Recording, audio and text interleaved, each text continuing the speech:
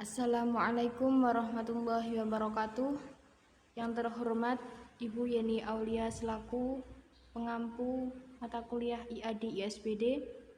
Yang saya banggakan teman-teman kelas PAI 1B. Kami dari kelompok 10 akan mempresentasikan hasil diskusi kami tentang masyarakat perkotaan dan masyarakat pedesaan. Sebelumnya, perkenalkan terlebih dahulu, saya Rizkiana Sama Musyarafah dan teman saya Sofiati Quratul Ain, dan yang satunya lagi Diah Ayu Wulandari. Langsung saja ke materi. Yang pertama, kami akan menjelaskan tentang definisi masyarakat. Dalam bahasa Inggris disebut society, asli katanya socius yang berarti kawan. Kata masyarakat berasal dari bahasa Arab yaitu shaykh, artinya bergaul. Adanya saling bergaul ini tentu karena ada bentuk-bentuk keakhiran hidup yang bukan disebabkan oleh manusia sebagai pribadi, melainkan unsur-unsur kekuatan lain dalam lingkungan yang merupakan kesatuan.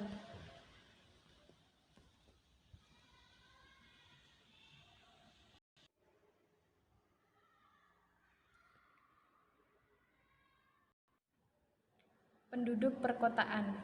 Seperti halnya desa, kota juga mempunyai pengertian yang bermacam-macam seperti pendapat beberapa ahli berikut ini. Menurut Dwight, kota adalah suatu pemilihan yang cukup besar, padat, dan permanen, dihuni oleh orang-orang yang heterogen kedudukan sosialnya. Yang kedua adalah menurut Max Weber. Kota menurutnya, apabila penghuni setempatnya dapat memenuhi sebagian besar kebutuhan ekonomi di pasar lokal.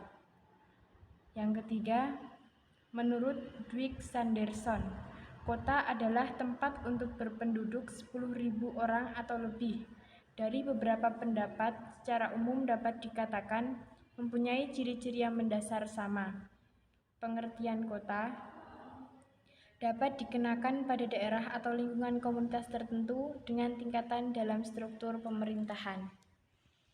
Jadi menurut kami, kota adalah suatu tempat atau wilayah yang memiliki penduduk 10.000 atau lebih yang dihuni oleh orang-orang yang heterogen kedudukannya sosial. Yang heterogen kedudukan sosialnya. Dan sebagian besar kebutuhan ekonominya itu berada di pasaran lokal. Selanjutnya adalah ciri-ciri masyarakat perkotaan. Adapun ciri-ciri masyarakat perkotaan yaitu 1. Kehidupan keagamaannya berkurang. Di sini maksud dari kehidupan keagamaannya berkurang karena masyarakat kota lebih cenderung ke arah keduniaan saja dibandingkan dengan masyarakat desa. Kedua, orang kota pada umumnya dapat mengurus dirinya sendiri tanpa harus bergantung pada orang lain. Beda halnya dengan masyarakat desa yang lebih menonjolkan kebersamaan atau gotong royong. Yang ketiga, pembagian kerja di antara warga-warga kota juga lebih tegas dan mempunyai batas-batas yang nyata. Jika di kota, pembagian kerja di antara warga-warga kota juga lebih tegas dan mempunyai batas-batas yang nyata. Dari situ, kita dapat menyimpulkan bahwasanya masyarakat kota lebih tegas dibandingkan dengan masyarakat yang ada di desa. Yang keempat, kemungkinan untuk mendapatkan pekerjaan juga lebih banyak diperoleh warga kota. Yang kelima, jalan kehidupan yang cepat di kota-kota mengakibatkan kepentingnya faktor waktu bagi warga kota, sehingga pembagian waktu yang teliti sangat penting untuk dapat mengejar kebutuhan seorang individu. Yang terakhir, perubahan tampak nyata di kota, sebab kota-kota biasanya terbuka dalam menerima pengaruh dari luar. Selanjutnya, pengertian masyarakat pedesaan. Yang dimaksud dengan desa, menurut Sutarjo Kartodikusumo, mengemukakan sebagai berikut, yaitu suatu kesatuan hukum di mana bertempat tinggal suatu masyarakat pemerintahan tersendiri. Jadi masyarakat desa adalah masyarakat yang kehidupannya masih menggunakan kebudayaan yang asli seperti tolong-menolong, keguyuban, persaudaraan, gotong royong, kepribadian dalam berpakaian, kesenian, dan lain-lain yang mempunyai ciri yang jelas. Ciri-ciri masyarakat desa. Dalam buku sosiologi karangan Ruman Sumadilaga, seorang ahli sosiologi menggambarkan masyarakat desa sebagai masyarakat tradisional dengan ciri-ciri sebagai berikut. 1. Efektivitas. 2. Orientasi kolektif. 3. Partikularisme. Yang keempat, askripsi. Dan yang terakhir, kekabaran. Bisa dipahami dan dibaca sendiri beberapa ciri-ciri masyarakat desa dan pengertiannya yang telah ada dalam PowerPoint.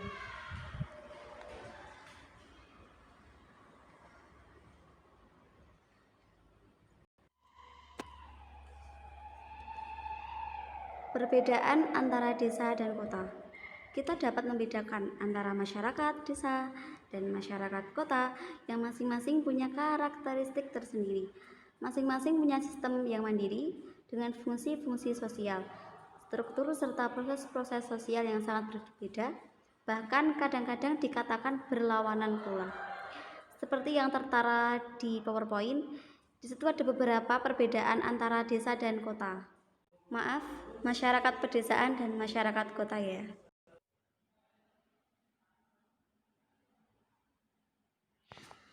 Lanjut, urbanisasi dan urbanisme.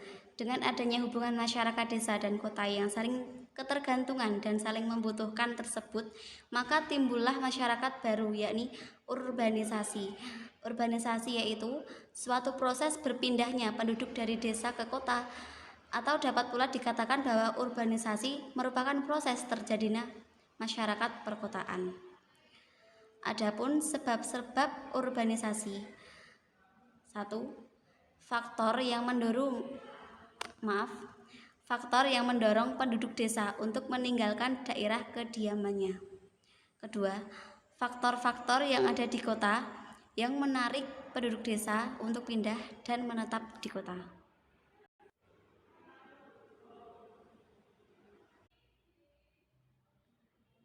Urbanisasi adalah cara karakteristik interaksi penduduk kota-kota atau daerah perkotaan dengan lingkungan binaan atau dengan kata lain, karakter kehidupan perkotaan, organisasi, masalah, dan lain-lain, serta studi tentang karakter yang atau cara kebutuhan fisik masyarakat perkotaan atau perencanaan kota.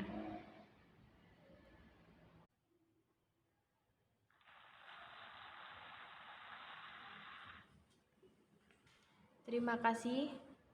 Sekiranya cukup sekian presentasi dari kelompok kami.